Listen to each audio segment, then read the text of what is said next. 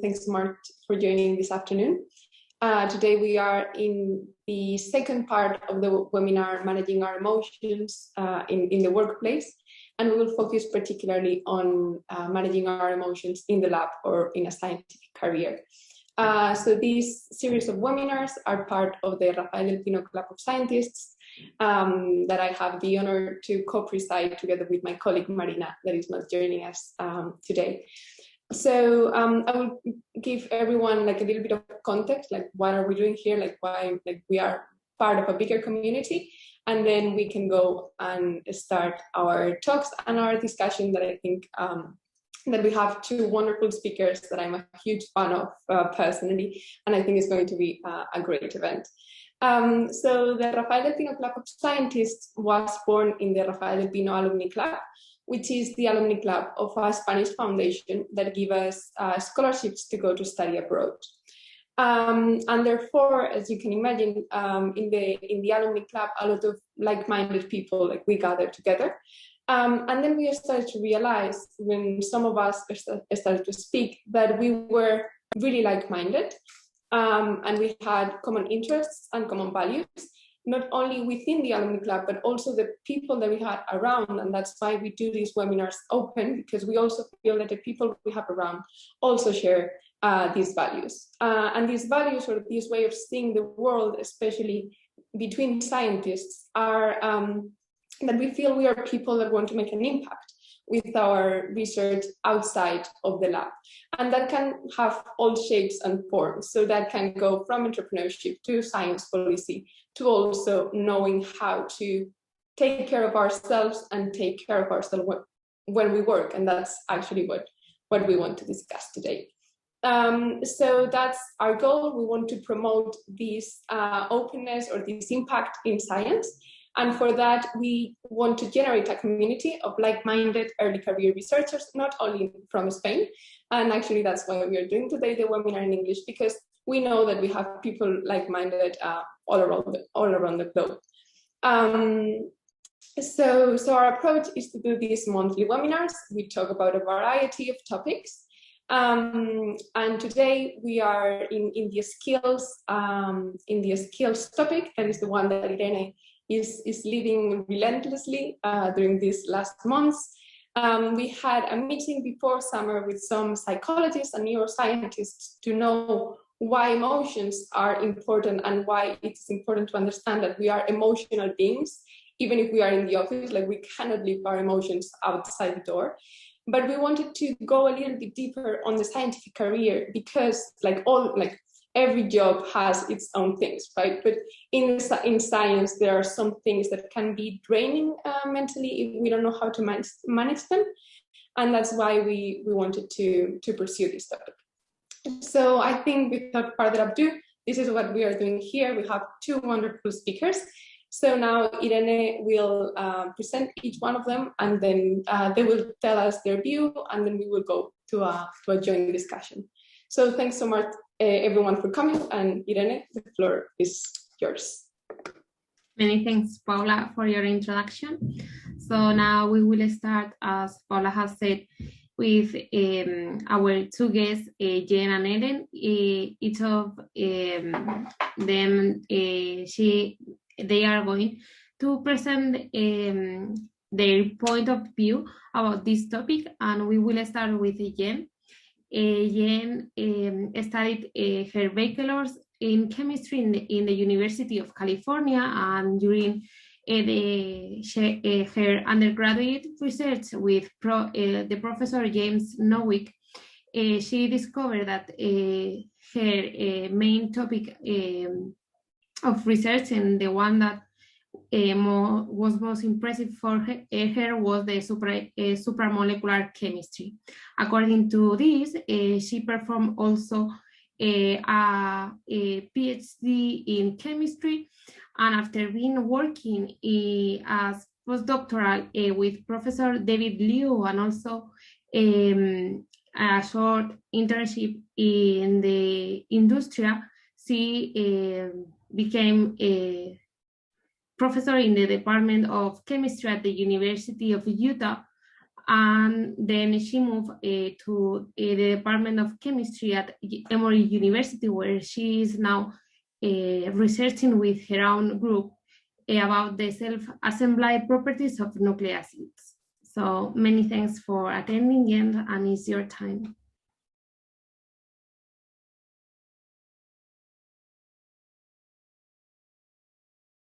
Sorry, Jen. Yeah, and I'm muted. I think we've all gotten used to now seeing people mouth the words, "Oh shoot, I'm muted, aren't I?" Through our Zoom cameras. But yet here we are. So thank you so much to Paula and Irene for inviting me to join you for this event, and thanks to everyone who is joining. And so I'm just going to talk very briefly about some things that I've been thinking about, and just really practical advice for thinking through this challenge of how do we perform at our best and pursue really ambitious goals while still taking care of ourselves and taking care of our mental health. You know, in our lab, something that I say frequently is that the number one priority is your mental, physical, and emotional health and well-being. You know, research productivity is a distant second, because if you don't finish your PhD or your postdoc as a whole person, none of it is worth it, right? If it damages you as a person, then what is it for? And so that needs to be our priority. I also want to just recognize what Paula said about we are all emotional beings, and everything that's happening in our lives and all the emotions that come with that come with us to work.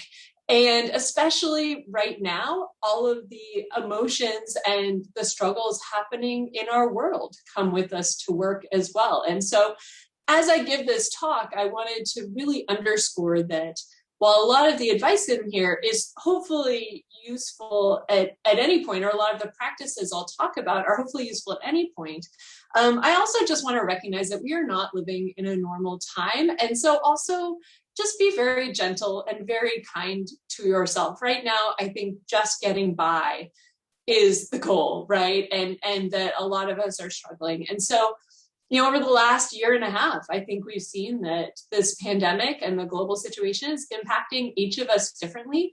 But I think it's impacting all of us, that everyone is feeling anxiety. You know, maybe one of these things resonates with you, of feeling behind of where you plan to be, feeling like other people are dealing with this really well and you're the one who's struggling. You know, I wonder about this. So I feel all of these. This is basically my inner dialogue. I wonder, when things do go back to normal, will I be able to do my job in the way I used to? Or feeling like everyone else is making progress and you know, I'm the one stuck and slowed down. And I just want to, you know, kind of start out again by reiterating that what we are living through right now, this is not a normal situation.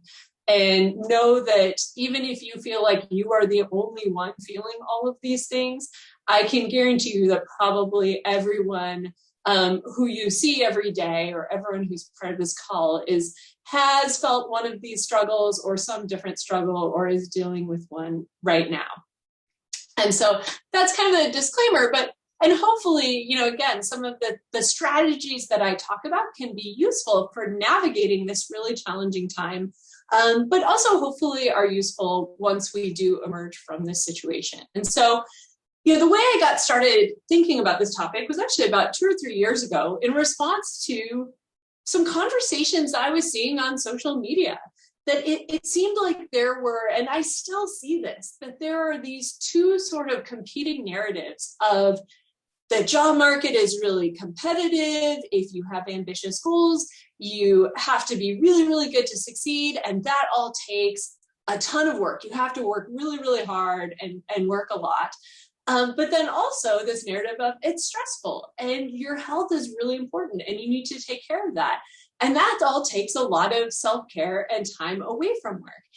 And so I started to wonder, well, how do we resolve these two things? You know, what do we do if we are people who want to pursue big goals, but also want to do that in a way that honors our health? You know, what is the answer? Is it that there are just two types of people who are healthy and people who are successful, and you can't be both?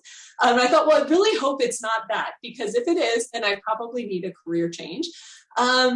And so I started thinking, what if it doesn't have to be a choice between these two things? Maybe well-being and success don't have to be mutually exclusive. And I started to think about, well, maybe, could they possibly, in fact, be mutually reinforcing? Could it be that you can actually get the benefits of both and have them build each other up? That, achieving your goals actually improves your well-being, or taking care of your well-being makes you more successful at work.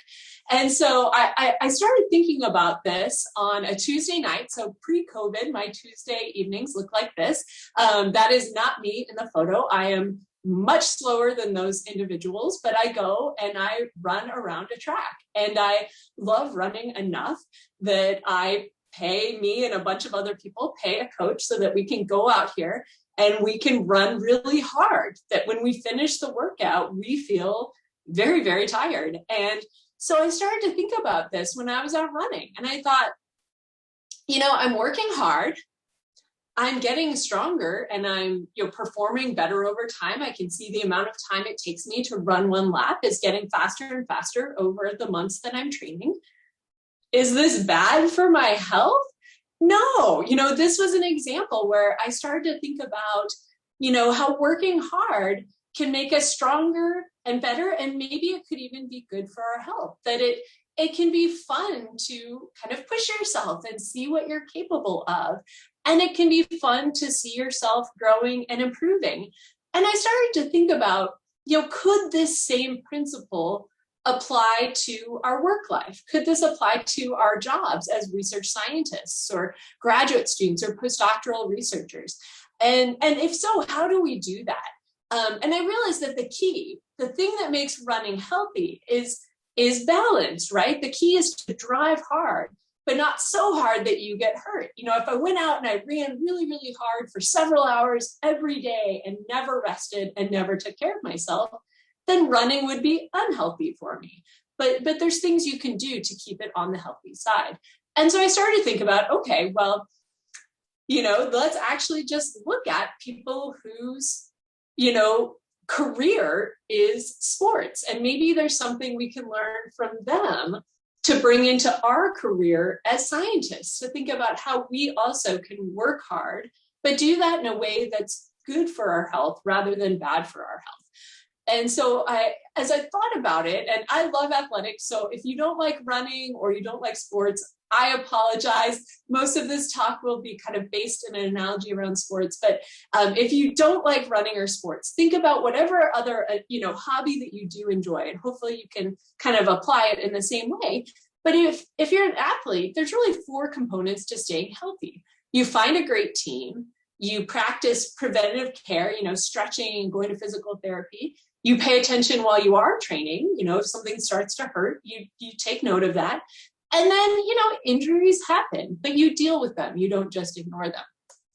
And so I wanted to talk just really quick through a few thoughts on each of those points, and then I'll leave most of it for the discussion. Actually, we'll have a quick minute to reflect as well. But the great team, I think this is so incredibly important. And so I started to think about, when you work in a lab, your professor you work with is a little bit like a coach. And so you can think about, well, what are the qualities that make for a great coach who helps you do your best, but do so in a way that's healthy, right? They help you set goals. They help you be at your best. They motivate you, but they also know when to tell you to take a break. And similarly, the people that you're surrounded by, all of your lab mates that you're surrounded by every day, have a big impact on your mental health. And so finding people who cheer you on instead of being competitive and tearing you down, who celebrate your success and support you in your disappointment, and where you can do that for them as well.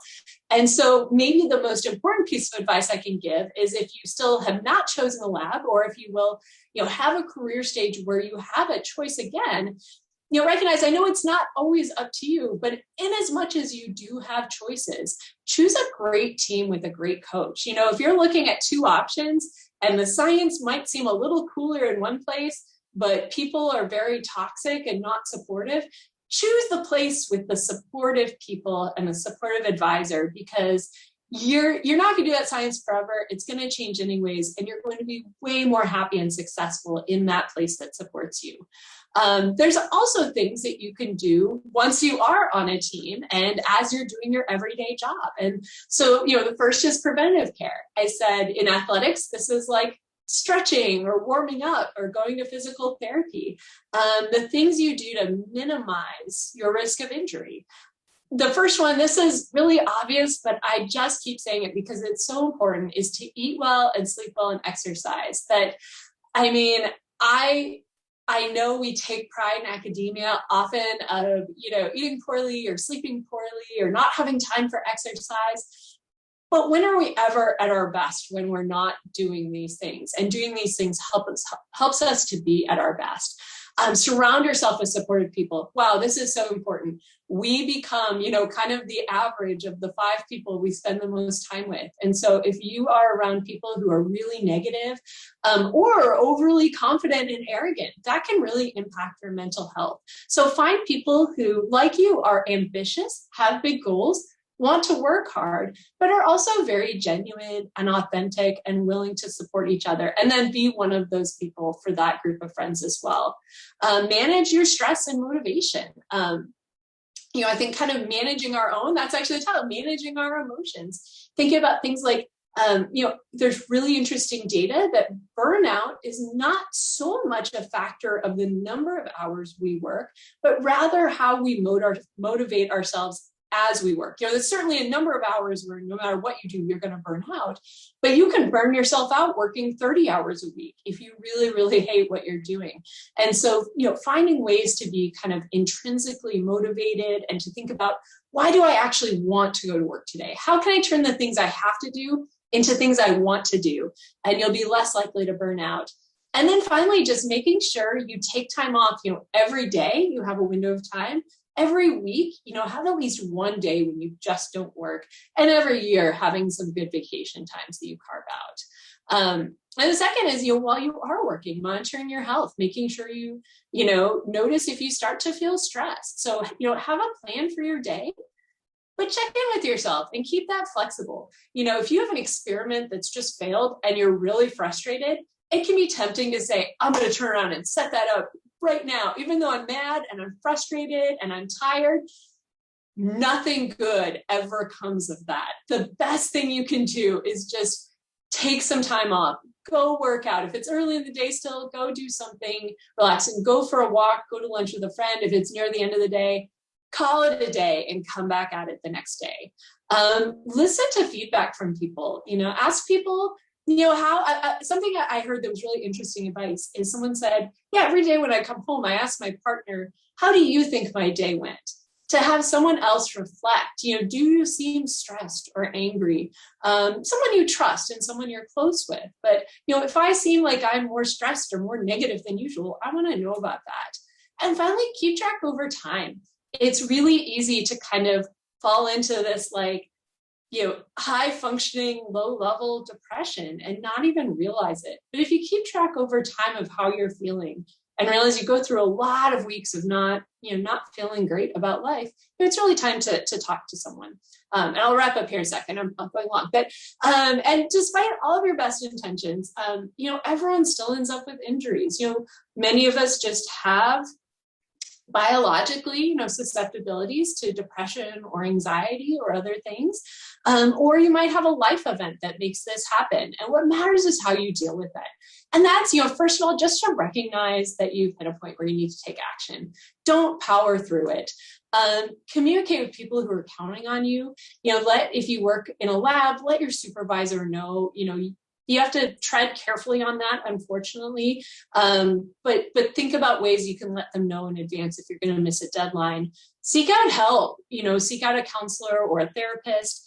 And then plan for the long term. If you have taken some time off dealing with anxiety, you don't want to just jump right back into normal work. That's like, having a torn ligament in your leg, getting it healed, and then saying the next day I'm going to run a marathon as fast as I can. That's not, you want to kind of gradually work back so that you can have a long-term plan. And so maybe I will let everyone just have 1 minute with this slide. I want everyone to take away one really practical thing, and then I will wrap up and finish and hand over to Ellen. But feel free to take a screenshot of this. I know this will be recorded, but just take 1 minute and kind of jot down a few thoughts.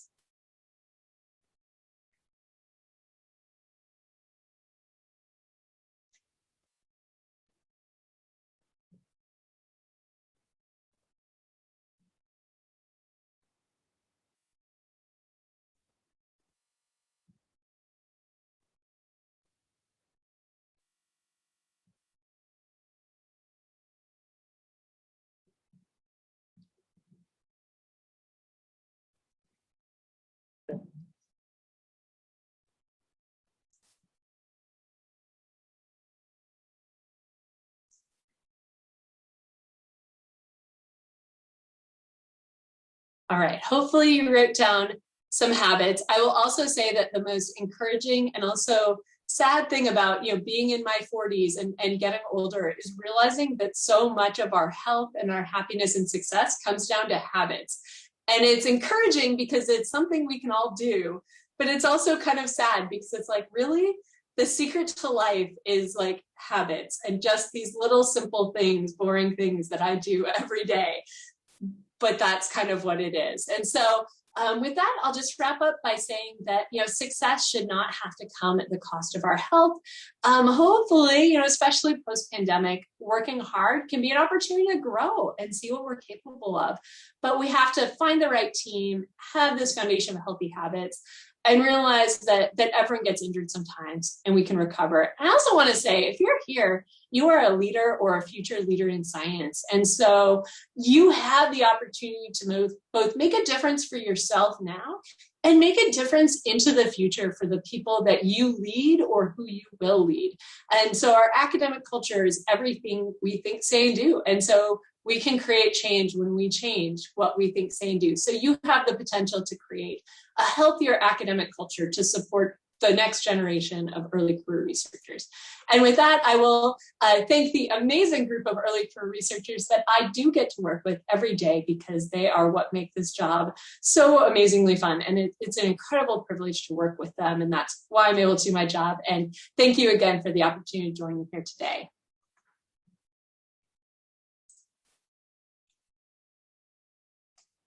Many thanks, Jen, for sharing with us all these tips to keep healthy in a mental way that is so important as physical. And before continuing with Eren, only to mention that we have a question, any question that you have, you can share it in the question part, and then we will discuss it at the end of these two talks. And now I will present Ellen. Ellen obtained her PhD in immunology, and she was a postdoctoral research studying the T-cell regulation at the University of California, San Diego, studying this T-cell regulation in the context of chronic infection. After, during that time, she also realized that there was another theme that was related with science that was very, it was a passion for her, and it was the scientific communication. And thanks to that discovery, now she is working at the Princess Maxima Center for Pediatric Oncology in the group of Unreals, where she is working as writing scientific writer. And thanks to her job, she is promoting the fight against pediatric cancer. As Jen has told before, we are living in a COVID pandemic situation that has changed many of the mental health issues, and Ellen can speak out now about how her group has lead with all these situations thanks to the Happiness Lab program that she's managing. Yes, thank you so much for that kind introduction, and also, of course, the invitation to present something about that today. Can you all see my screen? Perfect. Okay, so yes, well, Irene gave me a very extensive introduction, so I put it also on my slide, but I don't think I have to still go over that. But yes, I work as a scientific writer for this bunch of lovely people at the Dream Lab, and we are indeed at the Princess Maxima Center for Pediatric Oncology in the Netherlands. And unfortunately, I don't have, or it's not the topic today to also talk about the awesome science that these people do, but if you're interested, you can find them on Twitter, and you can see that it involves also some really nice microscopy. I also, let's move to the next slide. I also put a little bit of my background in, but it kind of, that was also given away already by Irene, but I still wanted to talk about it a little bit, because in a way, I think it's also related to lab happiness. So I indeed started like working full-time at the bench as a scientist, doing my own research, first as a PhD student, later on as a postdoc in the US. But kind of along that way, I realized that I really enjoyed writing about science and communicating about science. And at one point, I started to enjoy that more than actually doing my own research or designing my own experiments. And that's why when I finished my postdoc and I returned back here to the Netherlands, I decided I wanted to pursue a career in academic writing. And I actually had to explain myself to quite a few people that I was doing that, that I was kind of like stepping off this classic academic career track to now pursue an alternative career in science. And so I think that's important also. If we talk about being happy in a scientific environment, it's also kind of finding that scientific career that suits you best, whether that's within academia or outside, for instance, in biotech. So that's why I kind of wanted to explain that here too. And then also I noticed in the kind of Twitter announcements of this event that I was listed as the Lab Happiness Program Manager at Ant's Group. That's not entirely true, but yes, I did experience the program firsthand with the team, and also because of my role as a scientific writer, I wrote a Nature career column about the topic. So if after this talk you're interested to find more details, you can check that out. And also because I wrote about the topic, I dove into it a little bit more. So I'm also very excited to kind of share with you today our lab happiness journey and some of the tools that we kind of learned to implement and really help us to stay balanced and happy in the lab. So the program kind of started off by the vision of this lady, RPI and Rios, who always says we have our heart in science. And I think that's very much true. We, of course, always have our brains in science, but you, like any scientist, are very passionate and devoted about the work that you do. And that means in order to perform well in science, has also been already brought about, of course, by Jen earlier, is that we also need to take care of our hearts and our feelings and emotions a bit. So it's really that vision that then started or turned into our Lab Happiness program. And then we were very lucky to find Herman Bos, who is our actual Lab Happiness program manager, a happy coach, as we like to call him, that kind of designed a program for us that's not only related to mental health, but also about gaining leadership and taking action and responsibility towards your own professional happiness. It also taught us to work better together as a team.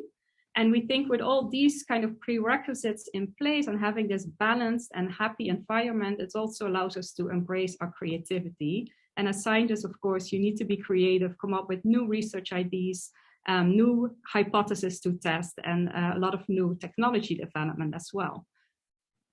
So the program that we went on, or the happiness journey that we went on with the team and together with Herman, started off by quite an extensive personality test. So we took over 200 questions that were based on the Big 5 personality model. And you don't have the time nor the expertise to kind of go into this model, but it's kind of well known in psychology and used a lot. But what this personality test offered us was, first of all, of course, we got to know our own personality very well and how that kind of drove some of the ways or habits we have in how we work. And that also then offers an opportunity to act out of character sometimes. So for instance, if you're normally a very outspoken person, you can also try to tone it down a bit in lab meetings sometimes, so other people also get a chance to speak up. So that then creates room for everybody in the team to offer their opinions, feedback, and ideas. And secondly, we learned a whole lot about each other's personalities as well. So you could see we were quite a big and diverse team, and knowing that not everybody has the same personality as you really helps in kind of see where people are coming from and work better together. And this can be very practical. For instance, one thing we do is we work in a big office space, and we reserve the more quiet spots for the more introverted people in the team. But also we try to design or match everybody's role in the team with their specific personality. Then one tool that Herman kind of introduced to us, our Happy Coach, and that we don't use that often, but we use when we think there's difficulties with how people interact in the team, or there's like stressful situations, is these so-called iceberg meetings. So there's no specific structure per se to these meetings, but when an iceberg meeting is called, we know that it's not about this little thing you see at the surface, but it's really about all the stuff that's going on underneath. So the motivations, perceptions, expectations, and feelings that steer our behavior might influence how we act at work. And I think besides having this kind of meeting now in place that we call in when needed, it also creates a kind of a mindset and awareness that people will react differently to stressful situations in the lab. And of course, I mean, it's been mentioned already here today, one of the biggest stressors in any lab at the moment and in the past year has, of course, been this pandemic, and specifically the work from home mandate resulting from it. So for us, we were very aware when we were in complete lockdown that how people would react to that stressful situation of working from home would be influenced, first of all, by their personality again. And we learned that within the team, there was a big difference in how introvert versus extrovert people react to it. Me being a more introverted person myself, I didn't always mind working from home that much because it meant more focus and quiet and concentrated time. But for extroverted people that kind of need interaction with others to keep their day going and stay motivated, it can be more challenging. And of course, also the home situation, whether you're trying to work from home while also taking care of children, or the opposite, where you live all by yourself and thereby maybe experience more social isolation, will also affect how you react to that situation. And of course, the phase and type of project that you're mainly supposed to be working on and now couldn't, maybe because you couldn't get into the lab. So I want to end with what, and I think this opinion is shared with all my members in the team, we consider our most valuable and our most effective tool. And it's super easy to implement, and it doesn't require any effort or time. And that's what we call our color coding system. And what we basically do in our weekly lab meeting, when there's a general round and people talk about how their week was and what's the plans, what are the plans for the next week, we kind of just state a color that indicates our overall well-being at that moment. So if you're green, it means you're doing very well, yellow somewhere in between, and red signals that you're not doing too great. And you can, but you don't have to explain why you feel a certain color at that moment. But we do recognize that how you're feeling can also be determined by things happening in the personal situation and doesn't have to be work related. And this very kind of simple and small tool actually has a lot of value to us, and I'll explain to you why. So first of all, it sends up what we think is a very powerful and important message that you are not alone and your well-being matters, and it matters to all of us. Second of all, we can signal how you are doing without you having to explain anything about it. And that means we can act on it. So if somebody is in the red, we can, for instance, keep expectations a little bit lower that week. And we also implemented a buddy system for this. These are like 2 team members that kind of partner up and take special notice and responsibility to each other's happiness. So if you say that you're not doing so great and you're red that week, you might very well expect like a coffee invite from your buddy, see if you want to maybe talk about it or whether they can offer some kind of support for you. And then finally, it also allows us to signal kind of the group sentiment as a whole. And especially in the past year, due to the pandemic, we had moments where we felt like kind of the overall well-being of the group started to spiral down a bit, and more and more people were in the red. So what we then try to do, at least now things are, at least in the Netherlands, opening up again, is that we try to host something informal for us to hang out and be together to kind of lift our spirits. I'm horrible at it, but my teammates really like to shoot at each other. So there's a lot of laser tag going on in our group. Or it can be like informal drinks. And these kind of occasion, also where we have like drinks, it's also to celebrate our successes. Because I think we talked about it a little bit already, but it's kind of a harsh word in science. There's a lot of disappointment maybe happening, and some of it is not always under your control, right? So you can put in a lot of hard work, sacrifice, passion, but you can still end up with failure. And we in the team, we kind of embrace our failures, because we talk about them a lot in meetings, because we think it's important, because it's a big part of science. So we also need to learn how to cope with failure in a way. We also try to take an opportunity to see if we can learn from it. But like I said, sometimes it's also out of our own control. A paper can get rejected, and it might not be necessarily because of the science that you put in. So to kind of counteract with this sometimes negativity that we're dealing with in science, we also try to celebrate whatever achievement that we can to balance that out. So for instance, when we submit a paper, and we are very well aware that submitting a paper is a long way from actually publishing is, we mark that moment together.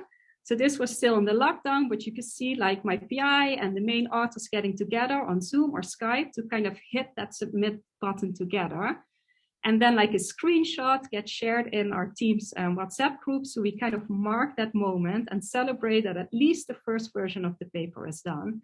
And of course, you can understand when then a paper actually gets accepted or an award is being rewarded, then we can kind of go all out and really celebrate. And if from looking at these pictures, you get the impression that we also stay happy in the lab because we eat and drink a lot, that might also be true. So I'm going to stop here, and I hope that I gave you some tips and practices that can help you to stay green in your academic career. And if there's like one thing that I would advise you to try and maybe implement in the group that you're working on, is this color coding system, because I think it served us really well, definitely in the past stressful year. So if I know we have some questions and answers after this, but if you're looking for more information, also feel free to find me on LinkedIn or shoot me an email.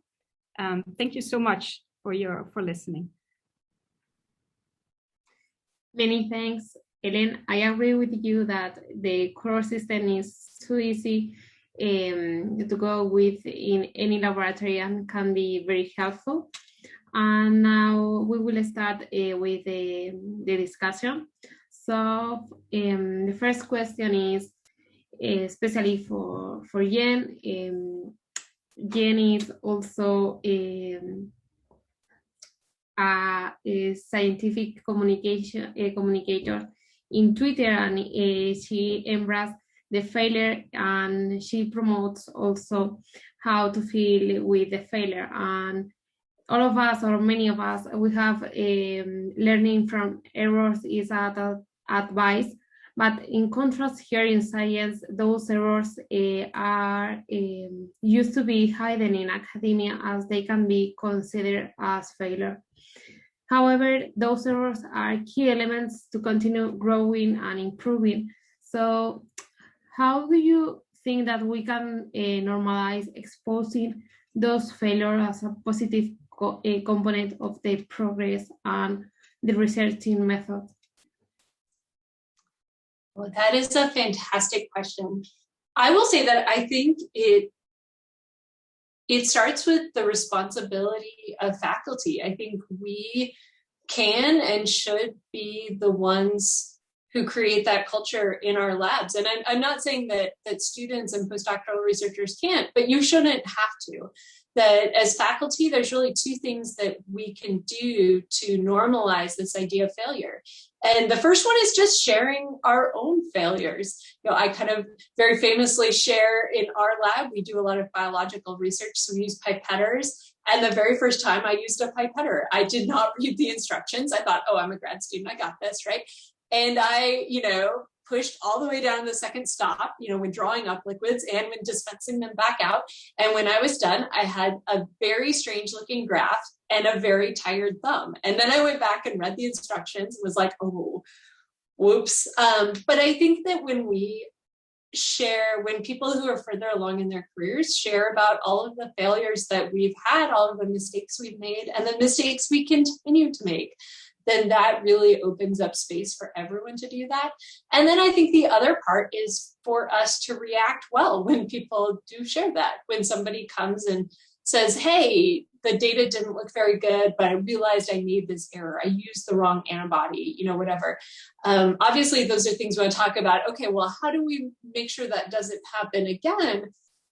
But I think that when we react in a supportive way, rather than an angry way, we determine, to what extent is it safe for people to be able to admit those failures again in the future. And I think that there's a lot of benefit to creating a culture where we can admit our failures. Actually, I'm really fascinated by the research of Amy Edmondson at Harvard Business School, and she studies this concept of psychological safety.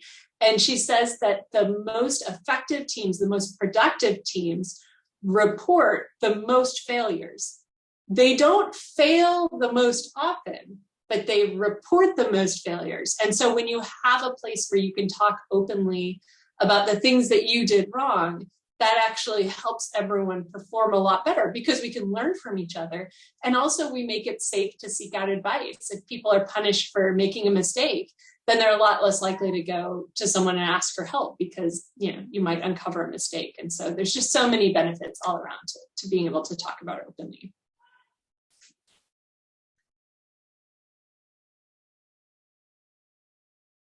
So, Ellen, I don't know if you have in your coaching program any guideline about how to deal with this, or maybe not. I think it comes down to the same kind of culture that Jen was talking about. So also in our lab meetings, when we report on like what happened last week and how a week was, we kind of try to do it as reporting our successes, but also our failures of that week. And I think it needs to be normal. We try a lot of things in science, so there's also a potential of a lot of things going wrong, and we kind of really need to normalize that, talk about it, see if we can learn from it, but also try to cope with it, right? Because it's gonna happen, and it's gonna happen multiple times. So yeah, we also try to have that culture or that atmosphere that it's okay that we can talk about it and also learn from it and learn from each other. Okay. So the next question is that after the last year, a worldwide researchers have realized that they were under stressing condition and suffering anxiety without being aware of that. How a happy laboratory program can be applied to detect and solve those problems, and also is the cost-benefit risk positive? So I guess that question is directed at me mostly, right? Yes. So I think, yeah, for us really, and I'm sorry if I repeat myself, but that color coding system is very powerful because we can easily, without a lot of pressure, right, signal how people are doing without them having to really come forward and say, hey, I'm not doing so well. They just say red and everybody knows kind of that they're not in the best state. So I would say that's definitely cost effective because it's not a big effort. And it really helps us to keep track of how people are doing. And also the body system that we have in a way also supports that. Because sometimes you can and I think Jen also referred to that in her talk, right? Other people might notice before you that you're kind of acting out of character and maybe not doing so well. So I think our body system also helps with that. Thank you. So now we will continue with another question related to the color system or maybe the sport-based care. And someone is asking who maybe should be the one that implement this code in the laboratory. Should be maybe only an initiative from the PI, or also any member should promote this academic culture in the group, although being only a PhD student or a master or something, and a non postdoctoral member. So I agree with Jen. I think it's great if the PI implements it, right? Because it really sets kind of the culture in the lab. And like I said, we care about everybody's well-being, but it might not be something that your PI is aware of, right? That this could be a nice tool. So I think you can also just step up and say, hey, I heard about this tool. Is it something that we might want to try? And I think that's also something that our happy coach, Herman, really taught us, that ultimately we are responsible for our own kind of work happiness. So if we realize there's something out there that could maybe help us to be more happy at work, then we should also kind of try to make that happen. So I think it's great if the PI does it, and it really sets a nice tone for the lab. But if not, I think you can also speak up and say, hey, maybe this is something we could try, if more people are behind it, of course. Needs to be also a team effort in the end. I completely agree with Ellen, and that you can absolutely find these resources. I think, you said you've written a Nature Careers piece. The talk I gave, if you Google that title, there's a paper in Chem Biochem with the same title, and just kind of like slide either or both of those under the door of your PI, or send them, just send it to them, be like, hey, we think we would benefit from something like this, or find other resources. There's tons and tons of resources and ideas out there. And I think that often faculty aren't necessarily even realizing that there's a demand or desire from people in the group to do these things. But if it's presented to them, then they're open to trying it. So I think just finding some resource that's out there, some idea, and saying, hey, would it be okay if we tried this in our lab?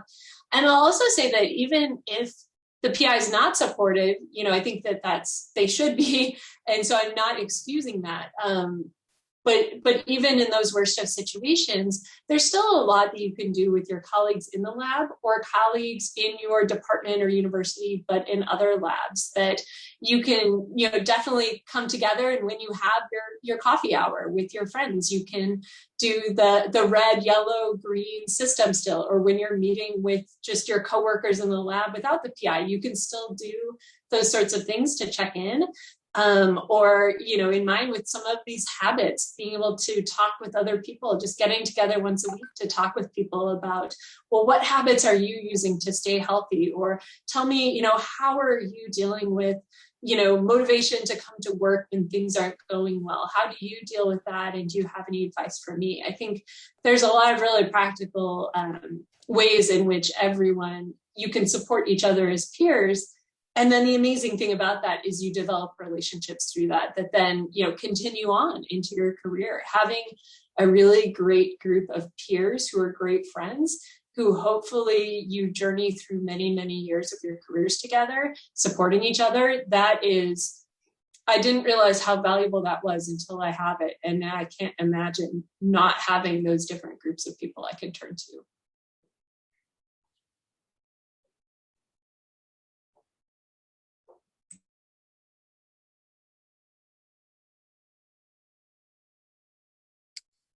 Okay, so I think I will take over because Irene has had some technical problems and she has lost the questions. So we have another question in the chat. So let me go through it. So I think it can be for the both of you. So I think it was posted after Jen's talk, but I think it applies to both. So there is a person asking, how do you know when it's time to give up working in the lab with the toxic boss? Or maybe you just need more time to take a break and work on yourself. So how do you know, how do you realize that fine line? Oh, I think there's no just right or wrong answer. It's really weighing a lot of different things. I will say, an initial thing to always try is, I'm not at all excusing toxic behavior, but sometimes some of it is communication. And so, try at least having that conversation with the advisor, or bring someone else higher up in the department. If there's an ally higher up in the department who can be part of a conversation about what is not working in that advisor lab member relationship, at least trying that. But often, yes, it is the problem. More often than not, the problem is not communication, but rather just that is an advisor who has really toxic behaviors. And the decision whether to stay or to find a new lab is really complicated. I will say of the people I know who have switched labs, very few, if any, I have yet to talk to someone who switched labs and regrets it. Because, you know, even if it sets you back a little bit in your research trajectory, which often it doesn't even have to, you know, have that much impact as a PhD student, in the best of cases, you find a mentor who is supportive, and they're going to be supportive while you're working in the place you are now. But then the amazing thing is they'll be supportive throughout your entire career. And so, you know, setting yourself back a year in order to then have a supportive mentor throughout, you know, the next 10 or 20 plus years is usually worth it. But of course, that's always a complicated situation. If you have a partner who then has a job and you might have to move, you know, you have to think about what the options are, how that will impact your professional life and your personal life, and really just do the thing that is best for you.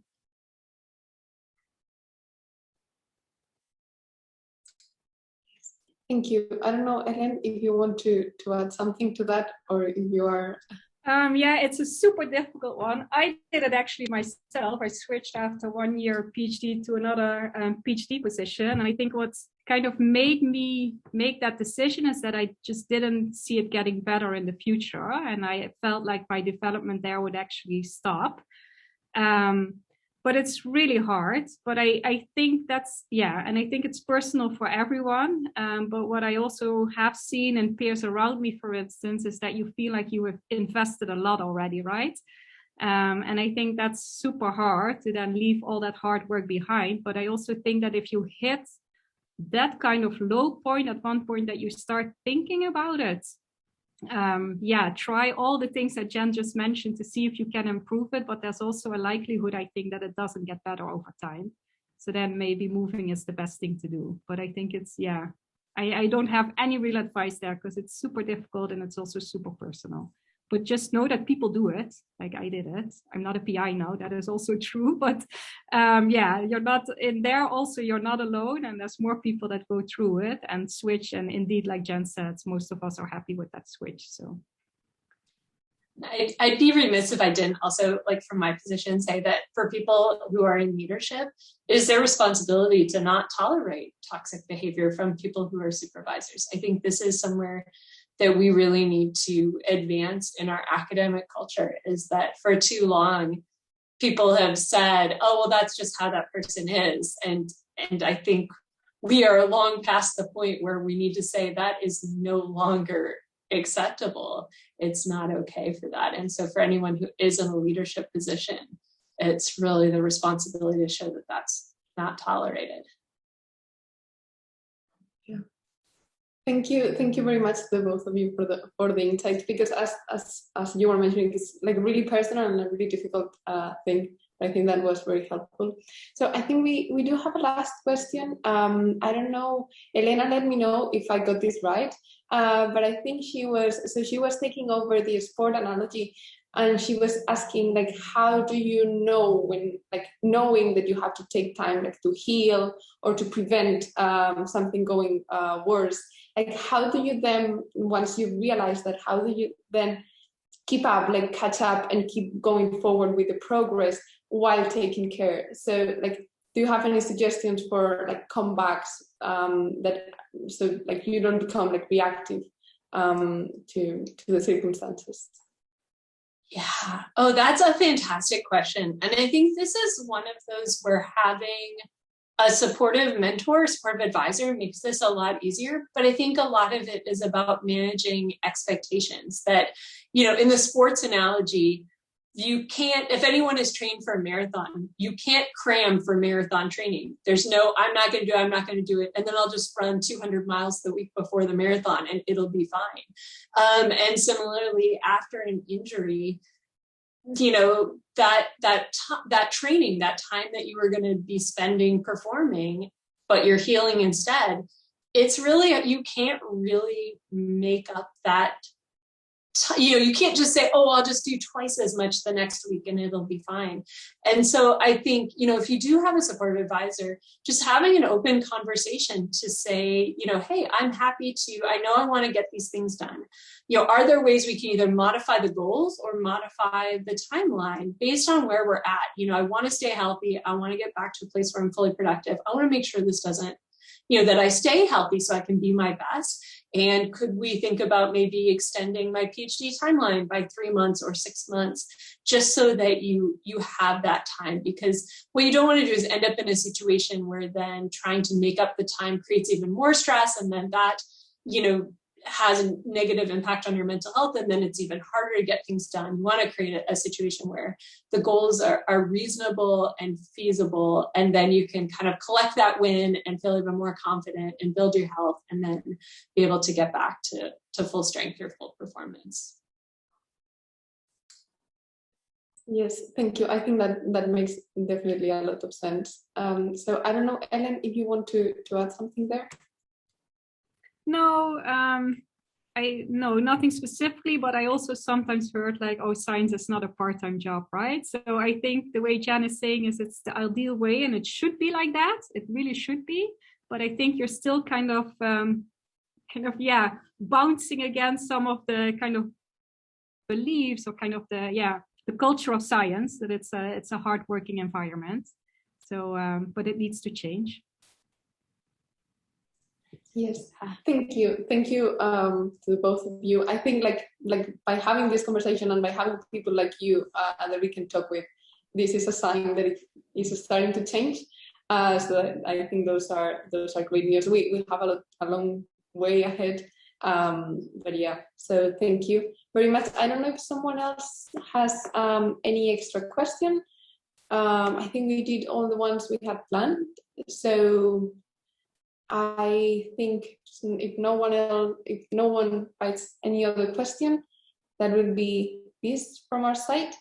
I'm going to do a little bit of a spam here, but I'm a huge fan of Jen in Twitter, so you don't follow her, I encourage you all to do so. And I also like a lot Ellen's Nature Careers piece. That's why we reached out to you. So yeah, we encourage you both to read. So we encourage you all to read the pieces from both of them. And again, thank you very much for being with us, for being vulnerable and talking about things that have happened to you. I think, like myself as an early career researcher, I appreciate it a lot. And I think a lot of people in our audience will also appreciate it. So thank you again. And yeah, I think that's all. Thank you, everyone. Thank you. Bye. Thank you.